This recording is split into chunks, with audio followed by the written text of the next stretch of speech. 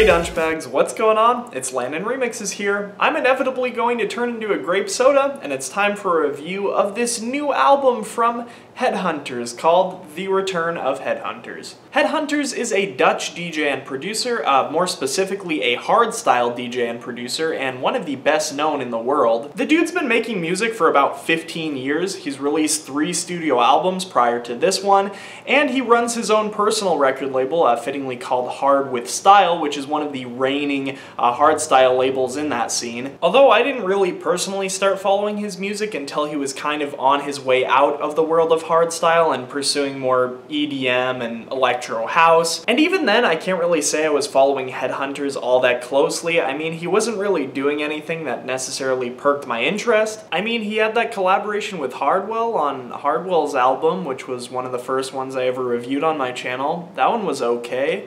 He had a collaboration with Kashmir that was decent. I guess what I'm trying to get at is that I just didn't really have a reason to get into Headhunterz. It's not like his EDM stuff was particularly that unique, and by the time I started myself getting into hardstyle, there were a lot more innovative producers in the game that were making more interesting stuff than Headhunterz' older discography, so I didn't really have a reason to listen to his older stuff either. But when I heard that Headhunterz had a new studio album on the horizon, I was more than willing to give it a shot. So this is Headhunterz' first album since 2012's Sacrifice, and it appears as if this is going to be his last one. He seems to have made it pretty clear through the marketing of this album that it's supposed to be the last page of his story. Headhunterz never really left or faded away. The return of Headhunterz basically just means it's his full and final return to hardstyle. Because of that, it's pretty evident that this album is more of a device for fan service than anything. I feel like people who have been following his music for much longer than I have are going to feel a little bit more emotionally attached to this album. And if you do happen to belong in that group of people who have been following his music for a really long time, and for that reason this album really holds a special place in your heart,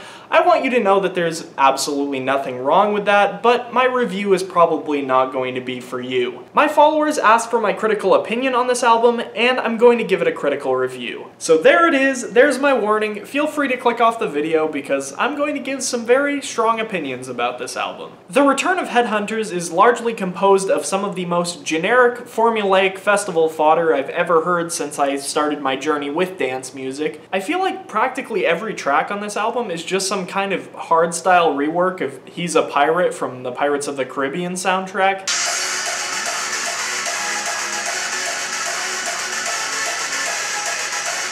All jokes aside, with exception to the intro and the interludes, every single track on this album can be broken down into the same 2 formulas. The more common of the 2 formulas is going to be intro, melodic drop, bridge, melodic drop 2, with the slightly less common being intro, minimal drop, melodic drop, bridge, melodic drop 2. This second formula, found on tracks like Path of the Hunter and Our Church, does offer a little bit more variation, and hence I ended up preferring those to other tracks on the record. Path of the Hunter was especially a standout track to me, largely because I think it had the most outstanding use of its kicks on the entire album. But even tracks like these that have a bit of an alternate formula end up kind of pulling themselves back and resting in very comfortable territory. Almost all of the songs on this album suffer from having very similar chord progressions, very similar melodies. They're barely distinguishable from one another. Even the tracks that have various co-producers on them really don't do that great of a job breaking out of the formula. I was especially disappointed with the kind of mega collaboration No One Can Stop Us Now with Wild Styles and Noise Controllers. Super dedicated subscribers of mine will probably remember that I haven't always had the highest opinions of Wild Styles, but Noise Controllers I can always get excited about. In my book, the original mix of Get Loose is an all-time classic, but No One Can Stop Us Now just fell completely flat. I mean, really the only thing that sets it apart from any given track on this album is that it uses these house piano chords, which I don't think are found on any other spot on the album. But that, or really any of the songs in this album, don't really do that much to try to break away from the formula. I mean, you've got Taking It Back and Still Standin', which try to weave in a little bit of MC action, but even then, neither of the appearances on these tracks are really that compelling or really tolerable. I found Taking It Back to be particularly insufferable with its "repeat it in your mind, you better understand." To be fair though, I do think this album finds a lot of strength in its instrumentation instrumentation. I really like the kind of violins and cellos that span across the album. The backing instruments on Destiny in particular, I feel are the most luscious on the entire album. I especially love the handpan sounds that are used in the beginning. I thought those were really cool. But beyond that, it's just really hard to not get distracted by how formulaic this track is.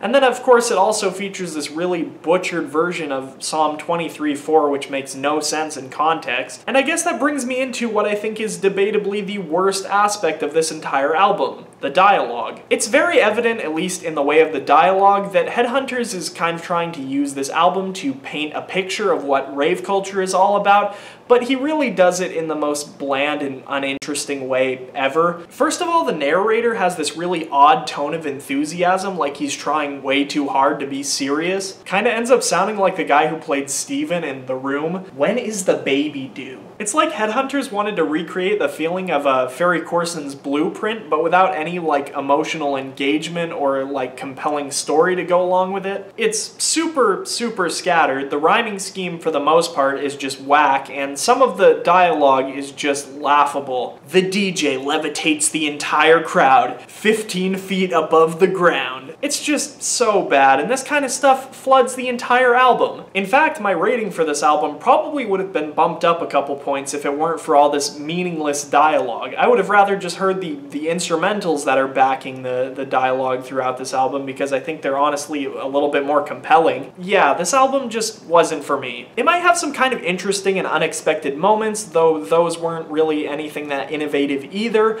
but its general unwillingness to break from the formula and its borderline cringeworthy dialogue are enough to make me not want to really come back to this album. For the return of Headhunterz, I am feeling a strong 2 out of 10. As always, if you guys would like to check out this album for yourselves, I have the Spotify link down in the description, and if you guys want to let me know what you think, if you have listened to this album, let me know down in the comment section below. As always, I'm Landon Remixes. Hope you guys enjoyed this review, and I'll catch you soon. Peace.